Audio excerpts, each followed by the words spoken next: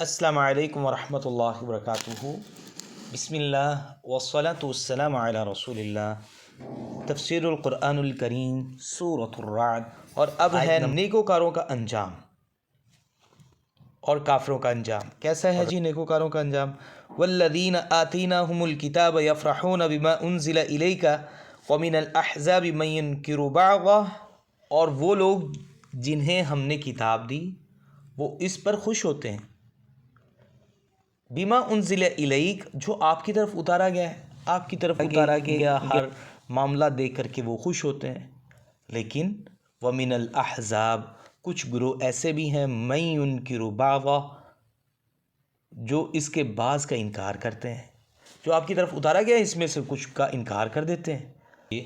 قل آپ فرما دیجئے، انما امرت، بے شک مجھے تو اسی بات کا حکم دیا گیا ہے، ان اعبد اللہ ولا اشرک بہ، کہ میں اللہ تعالیٰ کی عبادت کروں اور اس کے ساتھ کسی کو شریک نہ بناؤں۔ الیہ ادعو، میں اسی کی طرف دعوت دیتا ہوں، والیہ مآب، اور اسی کی طرف میرا لوٹنا ہے۔ کہ بتائیے کہ مجھے بھی حکم کس کی عبادت کا دیا گیا؟ اللہ تعالیٰ کی عبادت کا، اور کس سے منع کیا گیا؟ شرک سے، اور میں کس کی طرف بلاتا ہوں؟ اللہ تعالیٰ کی طرف، اور اسی کی طرف پھر واپس پلٹ کے جانا ہے، وہ حساب بھی لے گا۔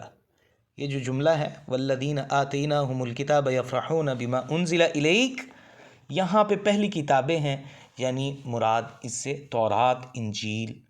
تو مطلب یہ ہوگا کہ پہلی کتب میں چونکہ محمد صلی اللہ علیہ وسلم کے سچے ہونے کے بارے میں بہت سارے شواہد، بشارتیں موجود ہیں، اس لیے جن لوگوں کو وہ کتابیں دی گئیں وہ آپ کی طرف اترنے والی آیات پر خوش ہوتے ہیں، چونکہ اس کے بارے میں سورۃ عنکبوت کی آیت نمبر 47 اور سورۃ آل عمران کی آیت نمبر 113 کے اندر میں بیان کیا گیا، کیونکہ وہ آپ کو پہچان کر ایمان لا چکے ہیں۔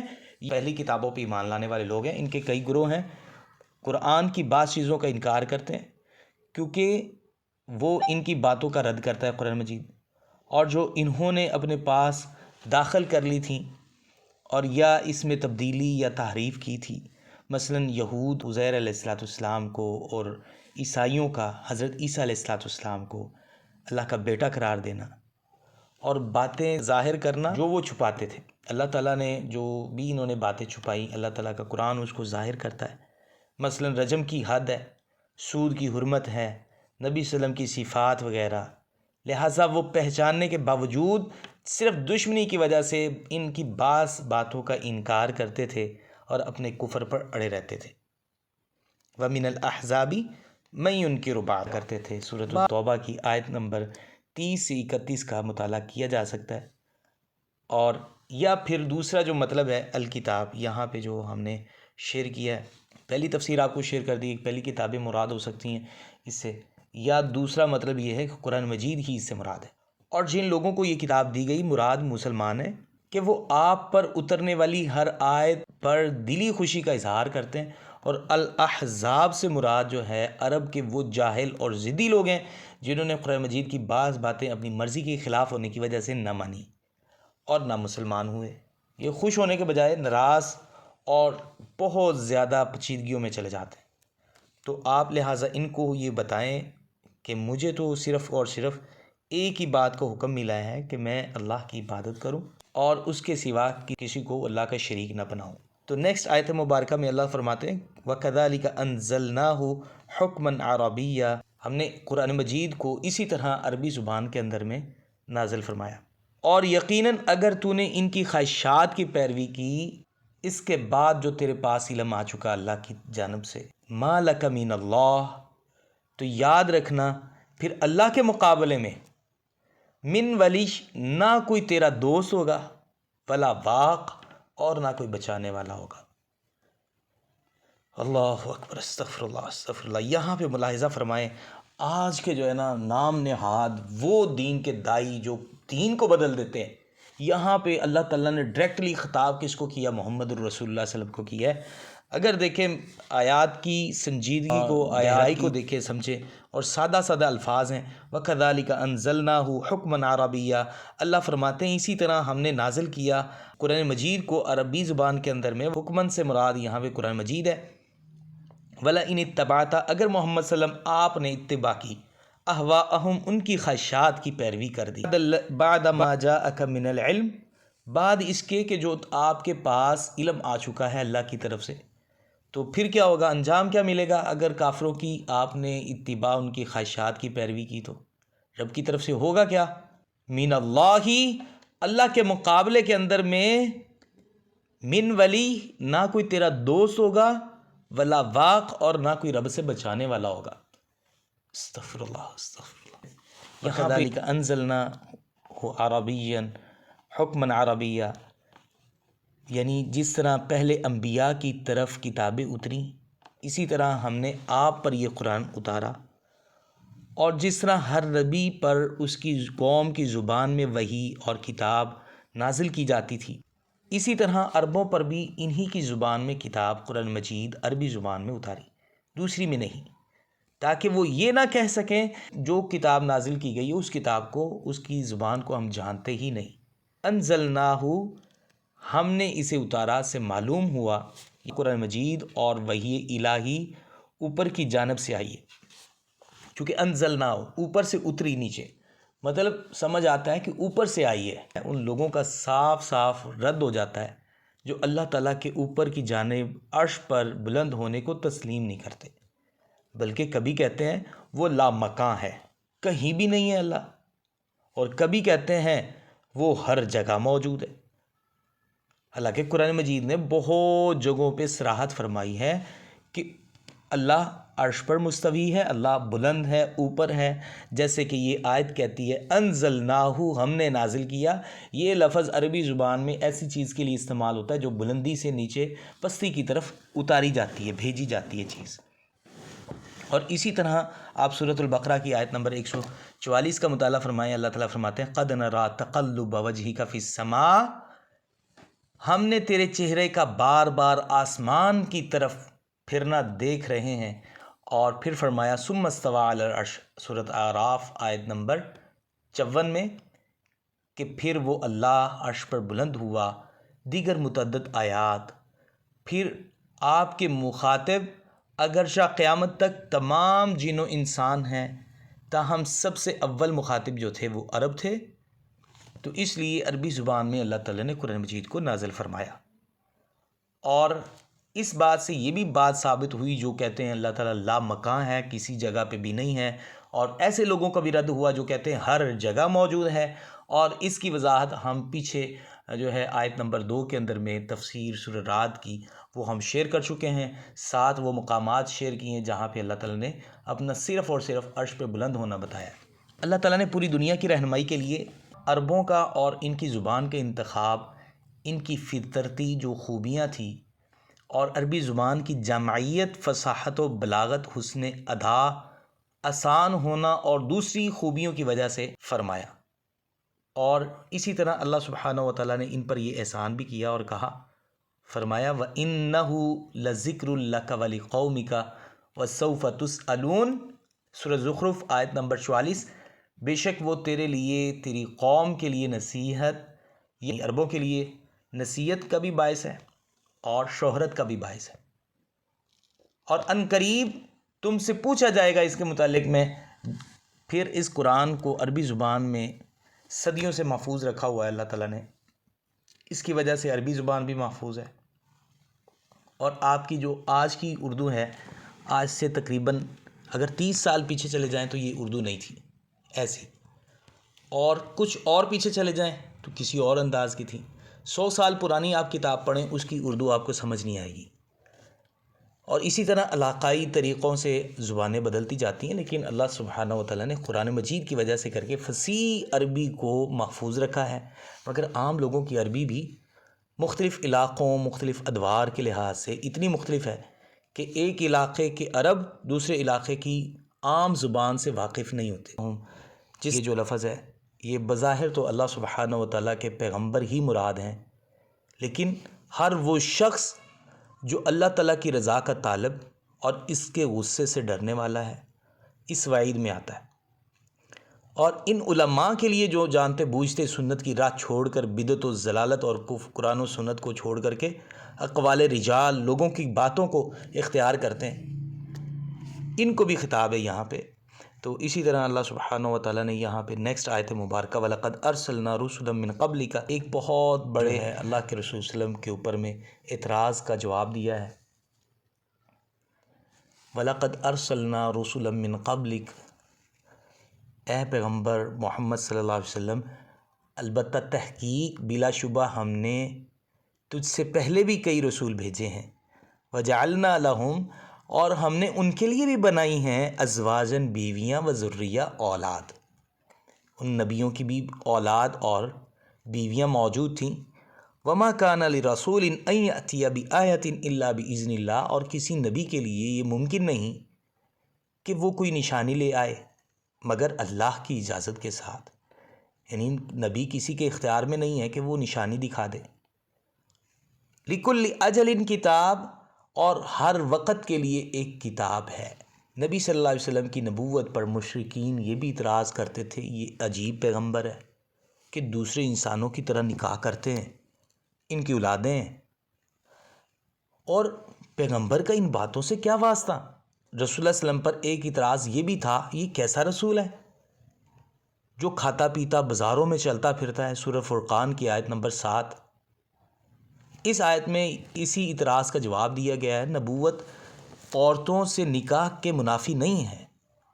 آپ سے پہلے جتنے بھی پیغمبر گزرے ہیں، من قبلک وجعلنا لہم ازواجا وذریہ، جتنے بھی پیغمبر پہلے آپ سے گزر چکے ہیں ان سب کے سب کی اولادیں تھیں، ان کی بیویاں تھیں، اور اکثریت ایسے پیغمبر تھے جن کی بیویاں اور بچے تھے، کھاتے پیتے بازاروں میں چلتے تھے۔ اس کے لیے آپ سورہ فرقان کی آیت نمبر 20 کا بھی مطالعہ کریں۔ مشرکین کو یہودیوں نے بتایا یہ پیغمبر کے لائق نہیں ہے کہ اس کی اولاد ہو، اس کی بیویاں ہوں اور کھاتا پیتا ہو۔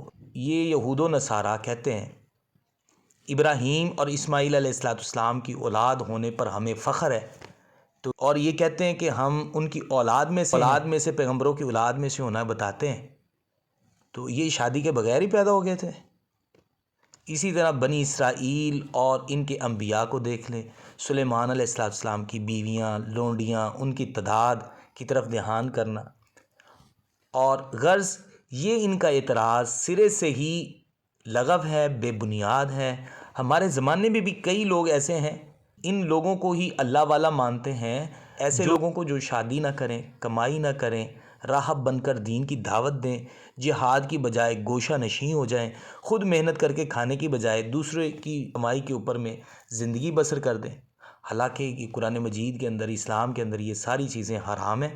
اور انس بن مالک رضی اللہ تعالیٰ عنہ سے ایک روایت موجود ہے صحیح بخاری کے اندر 5063 کے اوپر میں، صحیح مسلم میں 1401 نمبر کے اوپر میں، کہ رسول اللہ صلی اللہ علیہ وسلم کے گھر کے اندر میں تشریف لائے 3 آدمی، اور وہ نبی صلی اللہ علیہ وسلم کی عبادت کے متعلق بتائیں۔ جب انہیں بتایا گیا تو ان کو لگا یار یہ تو نبی ہیں، محمد صلی اللہ علیہ وسلم اللہ کے رسول ہیں، چہیتے ہیں، تو اللہ تعالیٰ نے تو ان کے اگلے پیچھے سب معاف کر دیے ہیں، تو لہٰذا ہماری باتیں پھر اس سے کہیں زیادہ ہونی چاہیے۔ تو اس کنڈیشن کو سمجھتے ہوئے ایک نے کہا میں ساری رات نماز پڑھوں گا، سوؤں گا نہیں۔ دوسرے نے کہا میں ہمیشہ روزہ رکھوں گا، کبھی چھوڑوں گا نہیں۔ تیسرے نے کہا میں کبھی عورتوں سے شادی نہیں کروں گا، عورتوں سے لگ رہوں گا۔ تو رسول اللہ صلی اللہ علیہ وسلم تشریف لائے، انہیں بلایا، فرمایا لوگو یہ باتیں میں نے سنی ہیں، اور یاد رکھو اللہ کی قسم میں تم سب سے زیادہ اللہ کی خشیت والا ہوں، میں تم سب سے زیادہ اللہ کے ہاں تقوی والا ہوں، لیکن میں روزہ رکھتا بھی ہوں، روزہ چھوڑتا بھی ہوں، نماز پڑھتا بھی ہوں، سوتا بھی ہوں، میں اپنی عورتوں سے نکاح بھی کرتا ہوں، اور جو میرے طریقے سے بے رغبتی اختیار کرے، اعراض کرے، وہ مجھ میں سے نہیں ہے۔ اور نیکسٹ وما کان لرسول ان یأتی الا باذن اللہ، یہ بھی اعتراض تھا کہ محمد صلی اللہ علیہ وسلم واقعی اللہ کے سچے پیغمبر ہیں، تو ہماری طلب کے مطابق معجزے اور نشانیاں کیوں نہیں لاتے؟ اگر اتنے ہی سچے محمد ہیں صلی اللہ علیہ وسلم تو ہمارے جو مطالبات ہیں اس کے مطابق معجزات، نشانیاں کیوں نہیں لاتے؟ ان کے جواب میں فرمایا کہ پہلے پیغمبر جتنے بھی معجزے لائے ہیں وہ سب کے سب اللہ کی مشیت کے ساتھ، اللہ کے حکم کے ساتھ، الا باذن اللہ، وہ تمام کے تمام معجزات کو ظاہر کرتے تھے۔ اب اگر اللہ کا حکم ہوگا تو وہ اپنے اس پیغمبر سے بھی معجزے ظاہر کروا دے گا۔ ورنہ پیغمبر کے اندر میں اپنی مرضی کے مطابق معجزے ظاہر کرنے کی کوئی بھی اختیار والی چیز موجود نہیں ہے اس آیت مبارکہ کے متعلق۔ وَمَا كَانَ لِرَسُولٍ أَن يَأْتِيَ بِآيَةٍ إِلَّا بِإِذْنِ اللَّهِ، کسی پیغمبر کے لیے جائز نہیں ہے اور ممکن نہیں ہے کہ وہ اپنے ہی اختیار سے اپنی مرضی کے مطابق میں اللہ کی اذن کے بغیر کوئی بھی معجزہ صادر کر دے۔ نیکسٹ آیت مبارکہ میں اللہ سبحانہ و تعالیٰ فرماتے ہیں یَمْحُو اللَّهُ مَا يَشَاءُ وَيُثْبِتُ وَعِندَهُ أُمُّ الْكِتَابِ، اللہ مٹا دیتا ہے جو چاہتا ہے اور ثابت رکھتا ہے جو چاہتا ہے، اور اسی کے پاس اصل کتاب ہے۔ اور یہ 3 پوائنٹس جو ہے نا یہ بڑے سمجھنے والے ہیں۔ یمحو اللہ ما یشاء ویثبت، اللہ جو چاہتا ہے مٹاتا ہے، جو چاہتا ہے ثابت رکھتا ہے، اور اسی کے پاس اصل کتاب ہے۔ بظاہر یہ آیت مبارکہ اس حدیث کے خلاف ہے جو صحیح بخاری میں 5076 نمبر ہے۔ رسول اللہ صلی اللہ علیہ وسلم نے فرمایا ابو ہریرہ سے، جس چیز یا حلال کو تم ملنے والے ہو قلم اس کے ساتھ خشک ہو چکا ہے، یعنی پہلے سے وہ لکھا جا چکا ہے۔ اور یہ آیت مبارکہ بتا رہی ہے اللہ تعالیٰ جسے چاہے مٹا دیتا ہے اور جسے چاہتا ہے باقی رکھتا ہے۔ اور یہ آیت مبارکہ ظاہری طور پہ کے خلاف حدیث جا رہی ہے، تو اس کی توجیحات کے لیے مفسرین نے 2 تفسیریں پیش کی ہیں۔ ایک تو یہ ہے جس طرح معجزے اور کرامت اللہ ہی کے اختیار میں ہے، کسی دوسرے کا اس میں کچھ دخل نہیں ہے، اسی طرح کسی حکم کو باقی رکھنا یا اس کو منسوخ کرنا یہ بھی اللہ کے اختیار میں ہے، اور اسی کے پاس اصل کتاب ہے، جیسے کہ اللہ تعالیٰ نے فرمایا وَعِندَهُ أُمُّ الْكِتَابِ، جس میں یہ تمام لکھا ہوا ہے کون سا حکم کب منسوخ ہوگا، کب باقی رکھا جائے گا، اور یہ سب کب کرنا ہے۔ گویا یہاں پہ یہود کا رد ہے، ان یہودیوں کا جو نسخ کے قائل نہیں تھے۔ سورۃ البقرہ کی آیت نمبر 106 میں بھی اللہ تعالیٰ نے یہودیوں کی اس اعتراض کا رد فرمایا مَا نَنسَخْ مِنْ آیَةٍ أَوْ نُنْسِهَا نَأْتِ بِخَيْرٍ مِنْهَا أَوْ مِثْلِهَا، جو بھی آیت ہم منسوخ کرتے ہیں یا اسے بھلا دیتے ہیں تو اس سے بہتر یا اس جیسی اور لے آتے ہیں۔ یہ سب باقی رکھنا یا منسوخ کرنا ام الکتاب میں درج ہے، وَعِندَهُ ام الکتاب، جو اللہ ہی کے پاس ہے۔ اور یہ ناسخ منسوخ کیا شے ہوتی ہے جو یہاں پہ تذکرہ ہو رہا ہے نا، یمحو اللہ ما یشاء ویثبت، کوئی چیزیں اللہ نسخ کر دیتا ہے، کسی کو باقی رکھتا ہے۔ ایک حکم ہے مثال کے طور پہ، اللہ تعالیٰ نے پہلے فرمایا شراب پی جا سکتی ہے لیکن نماز کے وقت نہیں، پہلے یہ حکم تھا، پھر اس کو ختم کیا، جو ختم ہوا اس کو کہتے ہیں منسوخ۔ جو پہلے حکم تھا وہ اللہ تعالیٰ نے ختم کیا، اس کو کہتے ہیں منسوخ۔ اور ایک ہوتا ہے جو نیا حکم آیا، یعنی پہلا جو حکم تھا وہ منسوخ کیا، جو پہلا قانون تھا اس کو ختم کر کے دوسرا قانون لے آئے اللہ تعالیٰ، تو پہلے قانون جو ختم ہوا ہے وہ منسوخ ہو گیا، اور جو دوسرا قانون جو دوبارہ نئے سرے سے اس جیسا یا اس کی مثل اس سے بھی اچھا لے کے آئے ہیں اس کو ناسخ کہتے ہیں۔ یہ ناسخ منسوخ کا علم جو ہے انتہائی اہم علم ہے، اور اس کے اوپر میں گرفت کرنا بھی عام علماء میں یہ موجود نہیں ہوتا۔ یہ عام مسجد و مدارس کے اندر میں جو علماء موجود ہوتے ہیں ناسخ منسوخ کو ڈسکس نہیں کر پاتے، اور یہ وہ علماء ہوتے ہیں جو علم کے اندر میں راسخ ہوتے ہیں، والراسخون فی العلم، مضبوط ترین علم والے ہوتے ہیں اور کتابوں کو اوڑھنا بچھونا بناتے ہیں، ان کے پاس میں اس کے جو ہے مکمل جانکاری ہوتی ہے، مکمل اس کے بارے میں ڈیٹیل ہوتی ہے، اور اس کا علم اور اس کی گہرائیوں کو سمجھ پاتے ہیں۔ ناسخ منسوخ ایک مکمل ایک فن ہے، ایک علم ہے، تو یہ سب کے سب اختیارات اللہ کے پاس ہیں۔ حدیث کے خلاف اس طرح جا رہا ہے کہ اللہ تعالیٰ کے نبی فرماتے ہیں کہ پہلے سے جو لکھا جا چکا ہے وہ کلمے بھی خشک ہو گئی ہیں، اب جو لکھا جا چکا ہے بس وہی ہونا ہے۔ تو اس کا چند ایک پوائنٹس آپ کو شیئر کر دیتے ہیں جس سے آپ کا یہ ازالہ ہو جائے گا ان باتوں کا۔ تو اس کے لیے جو نامہ اعمال ہے کسی بھی بندے کو ملنے والا، اس میں کوئی بھی نیک ہے یا بد عمل ہے، اللہ تعالیٰ چاہتا ہے تو باقی رکھتا ہے، اس کو چاہتا ہے تو مٹا دیتا ہے، اس کی برائیوں کو یا اس کی نیکیوں کو۔ یہ نہیں ہے کہ پہلے سے اسے علم نہیں تھا اللہ تعالیٰ کو کہ کس کو ثابت رکھنا ہے کس کو مٹانا ہے، چونکہ اصل کتاب اللہ ہی کے پاس ہے۔ اور دوسری تفسیر یہ ہے تقدیر کی 2 قسمیں ہوتی ہیں، اور یہ جو پہلی میں نے آپ کو بتایا نا اصل کتاب اللہ کے پاس ہے، تو پہلا جو ایک لوح محفوظ ہے، ایک یہ چیز ہے، اور ایک وہ چیز ہے جو اللہ سبحانہ و تعالیٰ نے فرشتوں کو بھی ارسال کر دی ہے کہ یہ تمہاری ڈیوٹیاں ہیں جو سال کے اندر میں لگتی ہیں، کہ بھئی یہ تمہاری ڈیوٹیاں ہیں اور یہ وقت کے اندر میں یہ کام سر انجام دیں۔ تو فرشتوں کو دی جا چکی ہیں، یہ غیب سے نکل چکی ہیں، یعنی یہ خبر بن چکی ہیں فرشتوں کے لیے، اور یہ وہ کام ہے جس کے اندر اللہ سبحانہ و تعالیٰ اصل کتاب کے اندر جو ڈیٹیل لکھی ہیں، کہاں پہ کس وقت پہ کس جگہ پہ جا کے کون سا حکم منسوخ کرنا ہے، کون سا ناسخ ہے، اس کے اندر میں سب کی سب لکھی جا چکی ہیں، اور جو لکھا ہے وہ سب خشک ہو چکا۔ اور دوسری تفسیر یہ ہے کہ تقدیر کی دو قسمیں ہیں، ایک وہ جس میں کوئی تبدیلی نہیں ہوتی، اسے قضائے مبرم کہتے ہیں، یعنی یہ تقدیر کا معاملہ ہے، چونکہ اندیکھی چیزوں کے اوپر میں ایمان لانا تقدیر کے ساتھ تعلق رکھتا ہے۔ تقدیر دو طرح کی ہوتی ہے، ایک تقدیر مبرم، وہ تقدیر جو کبھی بدلی نہیں جاتی، اور یہ وہی ہے جس کے بارے میں حضرت رسول اللہ صلی اللہ علیہ وسلم نے فرمایا ابو ہریرہ سے، جو صحیح بخاری کی حدیث اس کے خلاف جا رہی ہے 50-56، اصل میں تقدیر مبرم کا حصہ ہے جو تقدیر بدلی نہیں جاتی، اور وہ کتاب ام الکتاب میں موجود ہے، اور ایک تقدیر وہ ہے جس میں تبدیلی ہوتی ہے، اسے تقدیر معلق کہتے ہیں۔ تقدیر مبرم جو بدلی نہیں جاتی، تقدیر معلق جو بدلی جاتی ہے، وہ اللہ کے علم میں ہے، اور کس کو کیسے بدلنا ہے، کس کو کس جگہ پہ بدلنا ہے۔ اسی لیے شیخ عبد القادر جیلانی رحمۃ اللہ علیہ فرماتے ہیں، دنیا کی ہر چیز اسباب سے ہے، بعض اسباب ظاہر ہوتے ہیں، بعض اسباب چھپے ہوتے ہیں، اور اسباب کی جو تاثیر ہے اس کا اندازہ مقرر ہے، اور جب اللہ چاہے اس کی تاثیر اندازے سے کم یا زیادہ کر دے، جب چاہے ویسے ہی رکھے۔ اور آدمی کبھی کنکر سے مر جاتا ہے تو کبھی گولی سے مر جاتا ہے، تاثیر ہے نا، بدل جاتی ہے۔ تقدیریں دو ہوئیں، ایک بدلتی ہیں اور ایک نہیں بدلتی، اور جو بدلتی ہیں اس کو تقدیر معلق کہتے ہیں، اور یہ وہ ہے جو فرشتوں کو سونپی جاتی ہیں۔ کچھ چیزیں ایسی ہوتی ہیں جو حالیہ دینوں تک اللہ تعالیٰ رکھنا چاہتے ہیں اور اس کے بعد اس کو بدلنا چاہتے ہیں، لیکن فرشتوں کو بھی یہ علم نہیں ہوتا کب بدلنا ہے، کب کیسے کرنا ہے، اور یہ اللہ کے پاس فَعِندَهُ ام الکتاب، ام الکتاب میں محفوظ ہوتی ہیں، یہ اللہ ہی جانتے ہیں، اور یہ وہ ہے جو صحیح بخاری کی حدیث کے عین مطابق ہے۔ اور دوسری وہ تفسیر ہے جو تقدیریں بدلی جاتی ہیں اور اس کے مطابق ہے۔ تو اس لیے یہ آیت مبارکہ اور حدیث مبارکہ آپس میں تضاد نہیں رکھتی، بلکہ ایک ہی چیز کے دو حصے ہیں، جس کو صرف اور صرف سمجھنے کی ضرورت ہے۔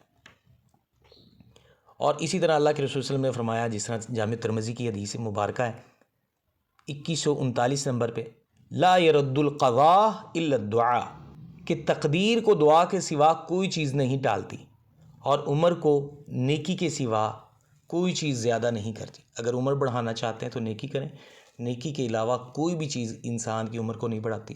اسی طرح بعض صحابہ کی دعائیں کہ یا اللہ اگر تو نے مجھے شقی لکھا ہے تو اسے بدل کر سعید لکھ دے۔ اور پھر یہی چیزیں ہیں کہ اللہ سبحانہ و تعالیٰ، جس طرح پہلے آیت مبارکہ گزری ہے کہ اللہ سبحانہ و تعالیٰ اس قوم کو ہرگز نہیں بدلتے جو اپنے دل کی حالت کو پہلے خود سے بدلنا نہ چاہے۔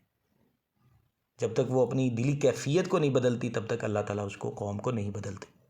تو یہ وہ ساری چیزیں ہیں، تقدیر کا معاملہ ہے۔ ایک دفعہ اللہ کے رسول صلی اللہ علیہ وسلم نے مسجد میں تشریف لائے اور دیکھا کہ اصحاب رسول جو ہے بحث کر رہے تھے تقدیر کے معاملے کے اندر میں، اور آپ کے چہرے کے اوپر میں ناگواری گزری، اور آپ نے فرمایا پہلی قومیں اس وجہ سے ہلاک ہوئی کہ انہوں نے تقدیر کے بارے میں بحث مباحثے کیے۔ اور جو تقدیر ہمیں جتنا سمجھ آتا ہے تو یہ اللہ کی جناب سے ہم پہ احسان ہے، اگر نہیں ہمیں سمجھ آتا تو تقدیر کے معاملات کے اندر بحث مباحثے الجھنا یہ ہمارے لیے جائز نہیں ہے، اور یہ وہ نتیجہ ہے جس وجہ سے کر کے قومیں پہلی تباہ ہوئیں۔ اور آیت نمبر 7 سورۃ آل عمران آپ یاد رکھیں، اللہ سبحانہ و تعالیٰ کے نبی صلی اللہ علیہ وسلم پہ جو نازل ہوئی، هو الذی انزل علیک الکتاب منہ آیات محکمات ہن ام الکتاب واخر متشابہات۔ قرآن مجید کے اندر میں دو طرح کی آیات ہیں، ایک محکمات اور ایک متشابہات۔ اللہ تعالیٰ نے جو قرآن مجید میں نازل کی، محکمات ایسی آیات جو واضح ہیں، بالکل عام بندے کو سمجھ آتی ہیں، کچھ آیات ایسی ہیں جو متشابہات ہیں۔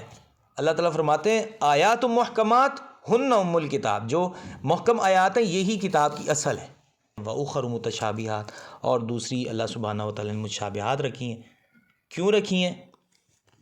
آگے عمل کرنے والے بھی دو لوگ ہیں، فَأَمَّا الَّذِينَ فِي قُلُوبِهِمْ زَيْغٌ، جن کے اندر میں دلوں کے اندر ٹیڑھ پن ہوتا ہے، تو وہ صرف اور صرف ان آیات کے پیچھے پڑ جاتے ہیں جن کے اندر میں متشابہات ہوتے ہیں، اور وہ چاہتے کیا ہیں؟ لوگوں میں فتنہ برپا کر دیں اور نئی نئی تعویلات وہ گھڑ دیں۔ وما یعلم تأویلہ الا اللہ، اللہ کے سوا جان رکھو ان چیزوں کی تعویل کوئی نہیں جانتا۔ والراسخون فی العلم، جو علم میں مضبوط بندے ہوتے ہیں وہ کیا کہتے ہیں؟ آمنا بہ، ہم اس پر ایمان لائے ہیں، کل من عند ربنا، یہ سب کا سب ہمارے رب کی جناب سے ہے۔ وما یذکر الا اولو الالباب، اس کے اندر نشانیاں ہیں، نصیحتیں ہیں صرف اور صرف عقل والوں کے لیے۔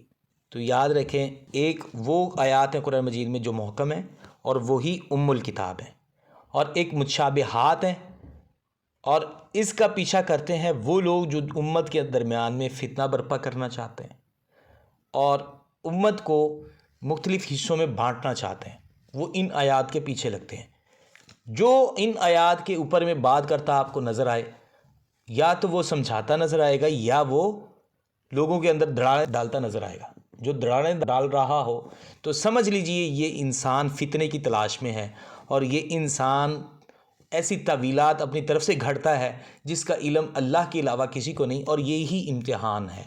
اور ایگزامینیشن ہال کے اندر میں سارے سوالات سیدھے سیدھے نہیں ہوتے، کچھ ایسے سوالات ہوتے ہیں جن کو حل کرنا پیچیدگیوں کے ساتھ ہوتا ہے۔ تو یہ بھی ایگزامینیشن ہال ہے، دنیا ہمارے لیے ایک امتحان گاہ ہے، یہاں پہ ہم امتحان دینے آئے ہیں۔ اگر پاس ہونا چاہتے ہیں تو اللہ تعالیٰ نے یہ ہمیں صرف ایک ہی ٹارگٹ دیا ہے، جو آپ کو پرچے کے اوپر میں سیدھی آیات لکھ کے دی ہیں، محکمات ہیں، یہی اصل کتاب ہے، اس کی اتباع کرو، اس کے پیچھے چلو، اور جو محکم آیات کے علاوہ متشابہات ہیں اس کو چھوڑ دو۔ اس کا پیچھا صرف اور صرف وہ بندہ کرے گا جس کے دل کے اندر میں فتنے کی تمنا ہے، جس کے دل کے اندر میں ٹیڑھ پن ہے، کجی ہے، وہ بندہ اس کے پیچھے چلے گا۔ اور یاد رکھو، اس کی تعویلات تم حل بھی نہیں کر سکتے صحیح طریقے سے، کیونکہ اس کا علم ہی اللہ کو ہے۔ وما یعلم تأویلہ الا اللہ۔ اور جو علم میں مضبوط ہیں، اگر اچھے بننا چاہتے ہو، عقل والے بننا چاہتے ہو، تو پھر یہی کہو آمنا بہ، ہم اس پر ایمان لائے ہیں، کل من عند ربنا، تمام کا تمام ہمارے رب کی طرف سے ہیں۔ اور پھر یہاں پہ آپ ایک دعا ضرور ایڈ کیا کریں جو سورۃ آل عمران میں 8 نمبر اور 9 نمبر پہ آیت مبارکہ موجود ہے۔ ربنا لا تزغ قلوبنا بعد اذ ہدیتنا وہب لنا من لدنک رحمہ انک انت الوہاب ربنا انک جامع الناس لیوم لا ریب فیہ ان اللہ لا یخلف المیعاد۔ یہ اللہ تعالیٰ کی طرف سے ایک امتحان ہے، تو امتحان میں مضبوطی کے لیے یہ دعا کریں۔ اے اللہ، ہمارے دلوں کو ٹیڑھا نہ فرمانا، ہدایت کے بعد اپنی جناب سے رحمت عطا فرما دے۔ اور اے ہمارے رب، بے شک تو لوگوں کو ایسے دن میں جمع کرے گا جس کے اندر کوئی شک نہیں ہے، اور تو اپنے وعدوں کی خلاف ورزی کرنے والا نہیں ہے۔ تو اللہ سے ہدایت مانگا کریں، اور ہدایت اگر مل گئی ہے تو پھر ہدایت پر ہمیشگی مانگا کریں کہ اللہ تعالیٰ ہدایت کے بعد گمراہی سے بچا۔ تو اللہ تعالیٰ عمل کی توفیق عطا فرمائے۔